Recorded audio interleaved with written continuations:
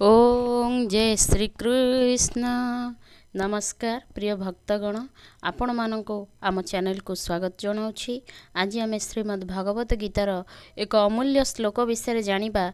एही श्लोक केवल धार्मिक उपदेश नुहे आज्ञा, बरং आम दैनंदिन जीवन को सठिक पथरे नेबा पई एक अनन्य मार्गदर्शन। कथार अछि बुझु न बुझु शुणु गीता। तेणु मोर समस्त को अनुरोध, आपण बुझंतु किंबा न बुझंतु एही गीतार श्लोक एवं सरल व्याख्या को आपण शुणु।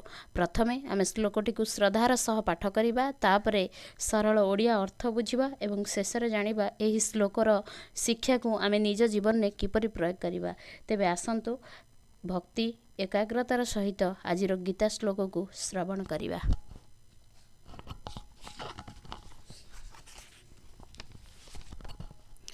कार्पण्य दोषापहत स्वभावः पृच्छामि त्वां धर्मसं मूढचेतः यत्श्रेयस्यानिश्चितं ब्रूहि तन्मे शिष्यस्तेऽहं साधे मां त्वां प्रपन्नम्।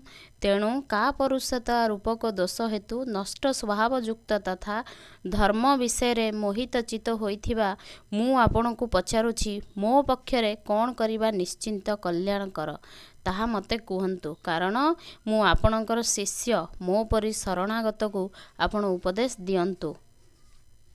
न हि प्रपिष्यामि ममापनुद्याद् ज्वच्छकुमुच्छर्षण मिन्द्रियाणाम् अवाप्य भूमावसपत्नमृधं राज्यं सुराणामपि चाधिपत्यम्। कारण इह लोकरे निष्कंटक धन धान्य संपन्न राज्य एवं देवता मानकर आधिपत्य पाइगले मध्य मु मोर इंद्रिय मानकु शुष्क करि देउथिबा शोक को दूर करि परिबा परि कोनोसी उपाय देखि पारु नाही।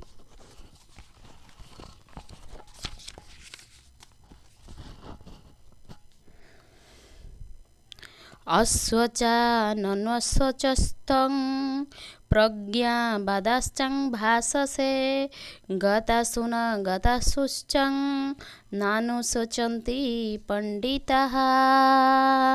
श्री भगवान कहिले, हे अर्जुन, जहाँक पाई शोक करिबा उचित नुहे सेमानक पाई तुमे आज शोक करुछ एवं पंडितंग परि कथा कहूछ, किंतु जहाँकर प्राण चली जाइछि सेमानक पाई एवं जहाँकर प्राण जाई नाही सेमानक पाई मध्य पंडित माने शोक केबे करन्ति नाही।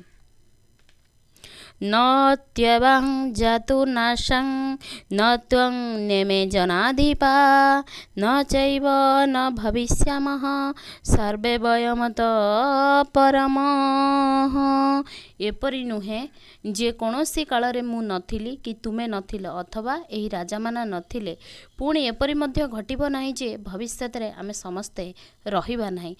आशा करुच्ची प्रिय भक्तगण मोर ए भिडियोटी आपण मानकु भल लागुथाए, तेणु आपनको सब्सक्राइब करंतु नूतन भिडियो देखि।